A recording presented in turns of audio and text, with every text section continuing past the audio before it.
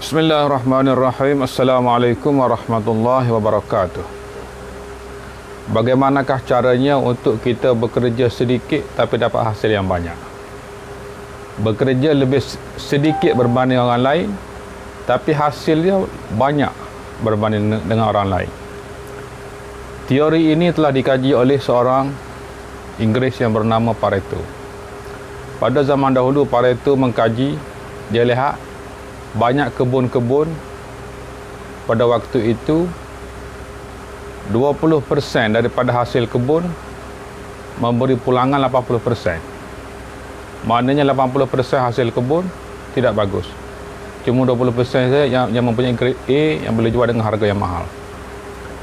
Dan yang kedua, dia pergi tengok di Itali 20% orang Itali kontrol 80% tanah di Itali, dan 80% orang di Itali berebut kontrol 20%. Maknanya kat situ ada konsep 80-20. 20% kontrol 80%. Itu telah diakui oleh banyak orang. Jadi kita kena tengok diri kita. Apakah aktiviti yang 20% yang memberi pulangan 80%, dan kita kena fokus pada benda tu. Kita kena kaji benda tu, kena fokus pada 20% yang paling produktif. Untuk melakukan itu ada 3 benda. Yang pertama ialah untuk dapat kerja sedikit tapi hasil dia banyak. Dia boleh didapati apabila kita menjadi pakar, ahli dalam bidang itu. Sebab kalau kita tengok orang bermain badminton, kalau orang bermain badminton di kampung kita mungkin tak ada bayaran. Tapi kalau Lee Chong Wei main, Lin Dan berjuta bayaran dia. Kalau dia menang berjuta. Padahalnya dua orang itu bermain benda yang sama. Satu orang bermain badminton di kampung, satu lagi orang bermain badminton di perlawanan dunia. Mereka bermain benda yang sama tapi hasil berbeza. Sebab ahli ataupun pakar. Apabila kita menjadi pakar dalam sesuatu bidang, kita kerja makin mudah. Pada orang biasa mungkin mengambil masa 1 jam untuk nak potong pokok. Tapi bagi orang yang dah pakar mungkin 10 minit sudah boleh tumbang satu pokok. Jadi kita kena menjadi pakar dalam bidang yang kita nak buat, supaya kita menggunakan masa yang sedikit berbanding dengan orang lain. Itu yang pertama. Yang kedua ialah kita kena ada sistem. Apabila kita nak bekerja sedikit, kita kena ada sistem. Sistem di sini ialah sebagai contoh, kalau katakan kita salesman, mula-mula kita pergi ketuk pintu rumah orang, pergi jual mula-mula.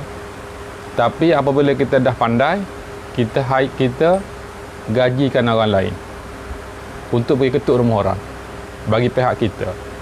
Mungkin 1 orang, 2 orang, 3 orang. Lama-lama kita cuma kontrol saja orang tersebut. Itu dipanggil sistem. Kita kena perbaiki sistem, kita kena buat sistem supaya kita tidak perlu banyak masa habiskan untuk dapatkan sesuatu. Kita menggunakan sistem, dan daripada sistem itu kita cuma cetuskan saja. Sistem itu akan berjalan dengan sendiri. Itu yang kedua. Yang ketiga ialah kita kena menjaga nama baik. Kalau kita buka klinik kita lah yang paling bagus. Maknanya kalau orang sakit, orang pergi klinik kita, sembuh. Kalau apa-apa problem, boleh selesai di klinik kita. Kita kena ada nama baik. Apabila ada nama baik, orang akan seronok bekerja dengan kita, orang akan percaya pada kita, dan orang sanggup bayar lebih mahal. Sebab itulah kita tengok di hospital, 1 orang pesakit, ada yang bekerja sebagai nurse, ada yang bekerja sebagai doktor, dan ada yang bekerja sebagai doktor pakar.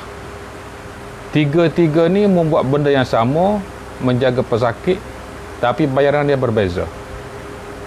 Nurse mungkin kurang, doktor lebih sedikit, doktor pakar paling tinggi. Itulah perbezaan dia. Sebab orang lebih percaya kepada doktor pakar berbanding dengan doktor ataupun nurse. Tapi kita kena ingat, yang lebih sekali adalah owner kepada hospital tersebut. Sebab dia memiliki sistem. Jadi kemuncak dia adalah orang yang memiliki sistem akan kontrol sistem tersebut. Dan pendapatan yang memiliki sistem lebih tinggi daripada orang yang ahli. Walaupun kita pakar macam mana sekalipun, tak akan lebih pendapatan berbanding dengan owner daripada hospital. Dan hospital itu juga perlu menunjukkan nama baik. Orang percaya kepada hospital tersebut sebab nama baik dia. Jadi itulah yang memberi impact kepada kita. Okey, sekian, terima kasih. Assalamualaikum.